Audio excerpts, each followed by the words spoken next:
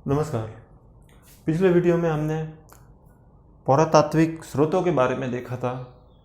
3-4 पुरातात्विक स्रोत के बारे में हमने देख लिया था। इस वीडियो में हम और आगे दूसरे स्रोतों के बारे में देखेंगे। तो सबसे पहले आता है अपराज्य का शिलालेख। अपराज्य का शिलालेख, इसमें गुहिल शासक अपराज्य के बारे में वर्णन मिलता है और ये लगभग है 661 ईस्वी के आसपास। 661 ईस्वी के आसपास दामोदर के द्वारा ये लिखा गया था। दामोदर जी के द्वारा ये ग्रंथ है वो लिखा गया था और इस प्रकार से ये अपराज्य का अभिलेख है, जो कि गुहिल वंश शासक अपराज्य के बारे में बात करता है और दामोदर जी इनके उत्कर्षकर्ता या रचयिता कहे जाते हैं और ये लगभग 661 ईस्वी के आसपास लिखा गया। इसी प्रकार से रायसिंह प्रशस्ति है, इनका संबंध है वो बीकानेर से है। 1589 ईस्वी से शुरू हुआ था कार्य और 1594 ईस्वी तक ये रायसिंह प्रशस्ति लिखी गई थी।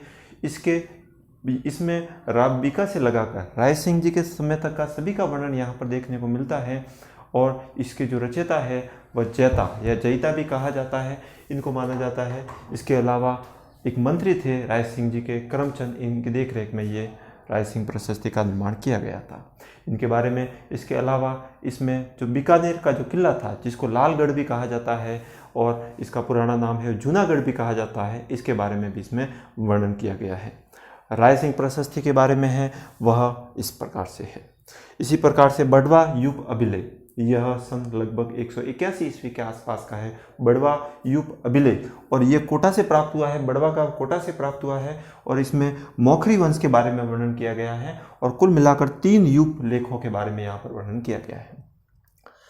बड़वा यूप अभिलेख सन 161 ईस्वी के आसपास मौखरी वंश के बारे में बात की गई है। बड़वा का कोटा में ये इस शिलालेख अभिलेख आया हुआ है और 3 यूप अभिलेख इसमें बताए गए हैं।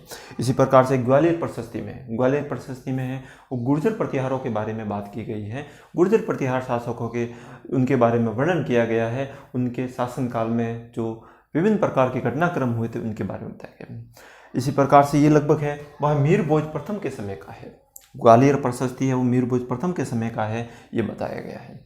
कुंभलगढ़ प्रशस्ति के बारे में देख लेते हैं। कुंभलगढ़ प्रशस्ति है, इसके रचयिता कवि महेश है, वो लगभग है वह ये 1460 ईस्वी के आसपास का है। इसमें कुंभा जी के बारे में है वो उनके जो अलग अलग प्रकार के जो लेखन में है या उनके जो दूसरे कार्य है इसके बारे में बताया गया है। इसकी लिपि की बात करते हैं तो देवनागरी लिपि है और भाषा संस्कृत है। इसी प्रकार से एकलिंग प्रशस्ति का संबंध भी मेवाड़ के गुहिल शासकों से है, ये भी उदयपुर, और इसके जो रचयिताकार है वह भी कवि महेश है, जिसको महेश्वर भी कहा जाता है। इसमें कवि बप्पा रावल के बारे में है वो वर्णन किया गया है। बप्पा रावल की उपलब्धियों के बारे में इसमें बात की गई है। एकलिंग जी प्रशस्ति, एकलिंग जी को मेवाड़ के शासक है, वह मेवाड़ के कुल पुरुष कहा जाता है। एकलिंग जी के नाम से ही है वो मेवाड़ के शासक है, वो गद्दी पर बैठते हैं और यही उनके कर्ता धर्ता है।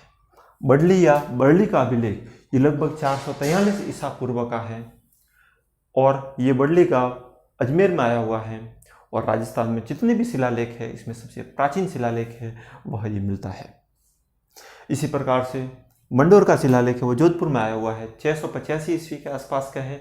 इसमें गुर्जर प्रतिहार शासक बाहुक के समय का है और यहाँ पर इस अभिलेख में भी गुर्जर प्रतिहारों के बारे में यहाँ पर वर्णन किया गया है। पूर्व का ताम्रपत्र है, इसकी काल अवधि है वो 1535 ईस्वी के आसपास की है। 1535 ईस्वी के आसपास की है। पूर्व के ताम्रपत्र में चित्तौड़ पर जो सेकंड शाखा हुआ था इसके बारे में वर्णन है। चित्तौड़ का सेकंड शाखा, जिसमें बहादुर शाह ने, गुजरात के बहादुर शाह ने आक्रमण किया था और यहाँ पर जो चित्तौड़ में है वो विक्रमादित्य की रानी थी कर्मावती, उनके नेतृत्व में महिलाओं ने जौहर किया था। इसके ऐतिहासिक साक्ष्य है वो इसमें देखने को मिलते हैं। बाघ सिंह जी ने है वह मेवाड़ के राजा के सेना का नेतृत्व किया था। इस प्रकार से अगला आता है मानमोरी शिलालेख 1713 ईस्वी के आसपास का है और चित्रांग मौर्य के समय का है। इसके समय खोज हुई थी, चित्रांग मौर्य के समय का है। और मानमोरी शिलालेख के बारे में ये कर्नल जेम्स टोड ने है वो इस शिलालेख को इंग्लैंड लेकर जा रहे थे, लेकिन बीच में ही जहाज का संतुलन बिगड़ने के कारण इसको समुद्र में फेंकना पड़ा मानमोरी शिलालेख। इसमें मेवाड़ में जो कर वगैरह लगाए जाते थे या हाथियों का युद्ध में प्रयोग वगैरह होता था, इनके बारे में वर्णन है। इसके रचयिताकार कहे जाते हैं पुष्प, और इनके है वह रचनाकार है वो शिलादित्य को माना जाता है। इस प्रकार से रचिया की छत्री का शिलालेख है, यह चित्तौड़ के गुहिल वंश का वर्णन करता है।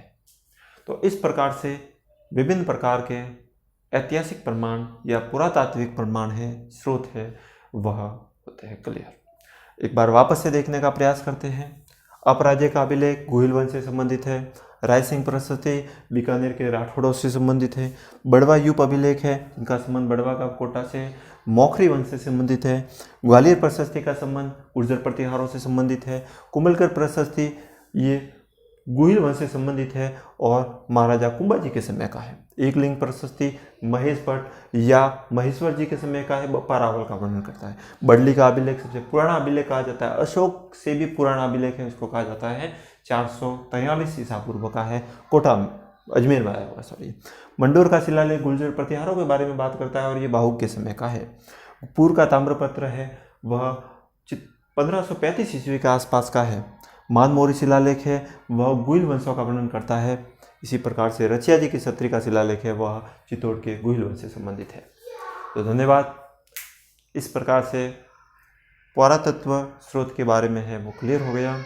नेक्स्ट वीडियो में हम अगले अन्य किसी टॉपिक के बारे में पढ़ेंगे। धन्यवाद।